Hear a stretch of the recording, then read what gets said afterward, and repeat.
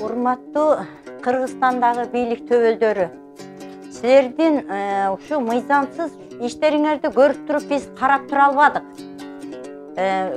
Жалаң чындыкты сүйлөгөн активисттерди кармап, жана сөз эркиндигине тыюу салып, алар эмне кылмышкер беле? Ушундай сөз эркиндигин тыйганыңарды, активисттерди кармаганыңарды, чындыкты сүйлөгөндөрдү кордогонуңарды токтоткула.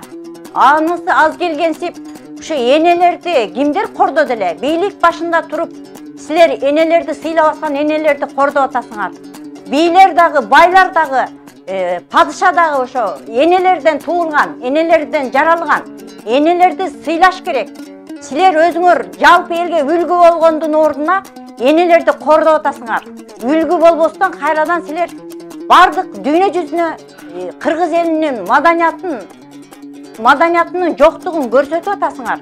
Тез арада ушул айрыкча аялдарды, жалпы ушу активисттерди чыгаргыла. Ошондой эле чындыкты сүйлөгөн жаш активист кыз Оразайымды тез арада чыгарууңарды суранабыз.